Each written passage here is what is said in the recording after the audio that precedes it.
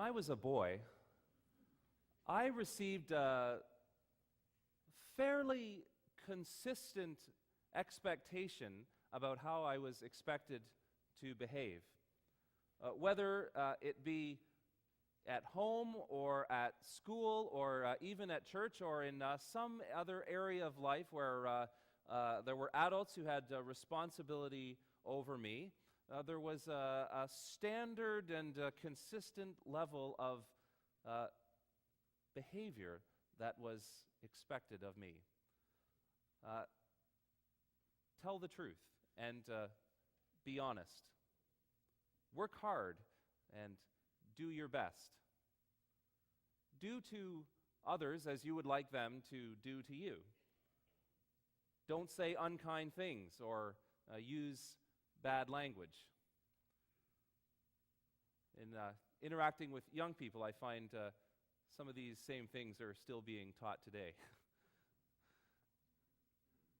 It was understood that if I slipped up, didn't live up to one of these standards, it was somewhat okay because I was a child, but as I grew older, I was expected to behave in a certain way because that's how all of the adults in my life behaved.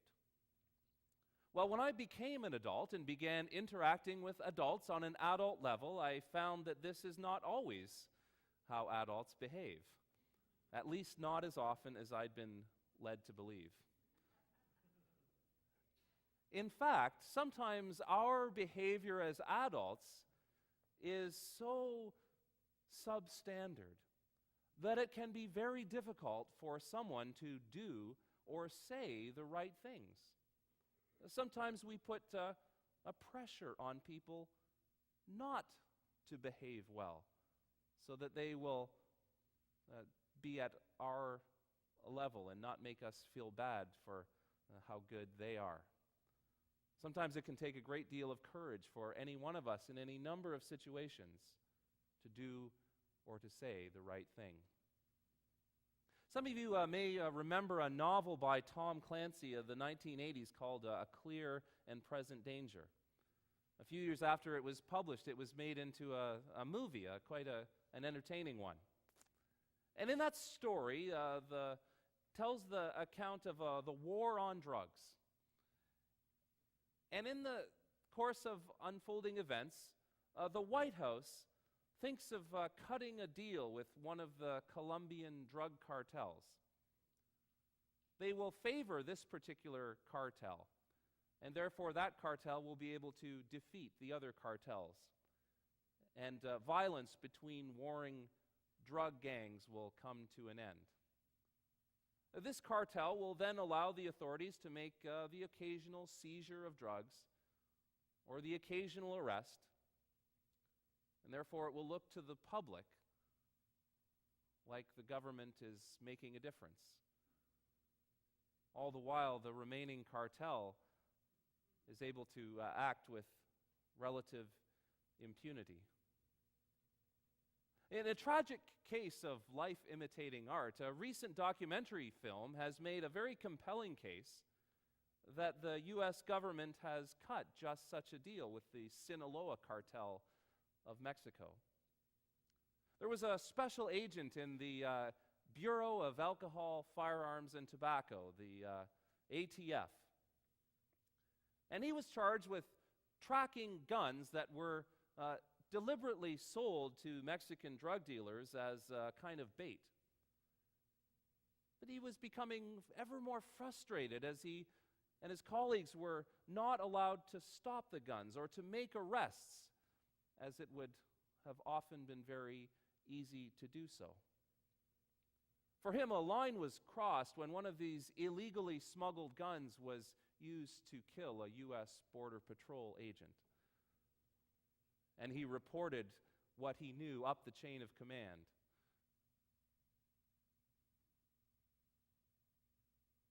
They can't fire him because it's illegal to fire a whistleblower, but he will not be receiving any more promotions, and his work life is made increasingly difficult. It's very difficult to do and to say the right thing sometimes. John Kenneth Galbraith was a Canadian-born economist who had an incredibly successful academic career. He taught for many decades at Harvard University. He published dozens of books. He advised many U.S. presidents. Towards the end of his career, Galbraith wrote a satirical novel called A Tenured Professor. It was meant as a humorous tale of university and academic life. The main character, though, acted as though he could do whatever he wanted without accountability, because he couldn't be fired, because he had tenure at the university. From the publication on, the great economist ate his lunch alone at the faculty club. We have a friend who lives here in Ontario who got a part-time job working for some small business owners. They found out she was a registered early childhood educator. They gave her a second job looking after their small children. One day she showed up at their house to find that their toddler had been left home alone. By law, she was required to report this to the appropriate authorities.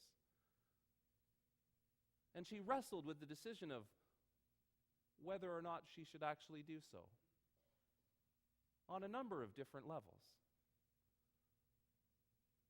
She decided the morally right thing to do, whatever the consequences, was to do what the law required of her and tell someone what she had found. She shortly had to leave her position. Both of them.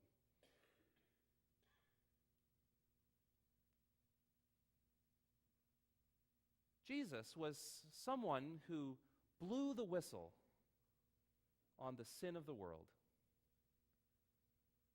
To the religious leaders of his day, those called by John the Gospel writer the Jewish authorities, he said,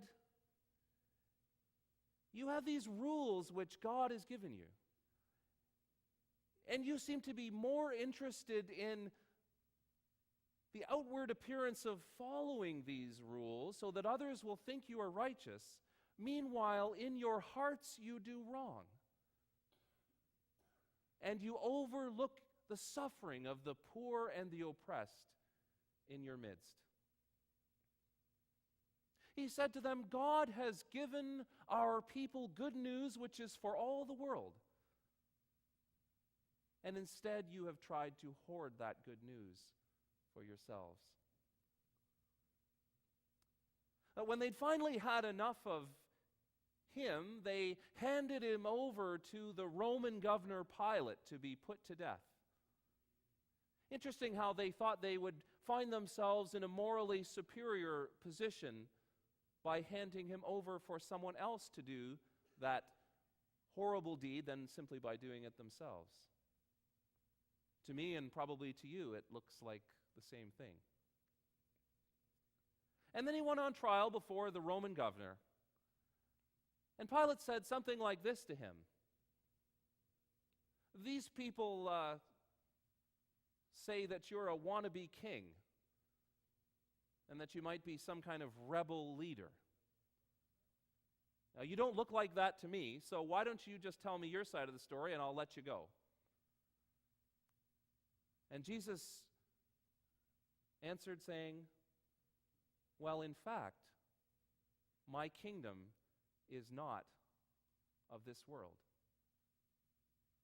And by the way, you wouldn't have any authority over me except that given you by my Father in heaven." And so Jesus found himself conspired against by the powers that be and put to death.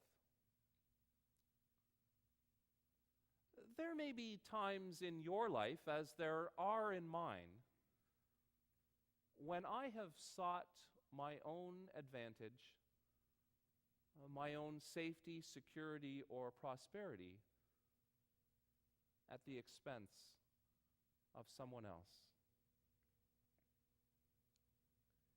And yet what we hear from this Jesus is not condemnation. Well, there is judgment of a kind,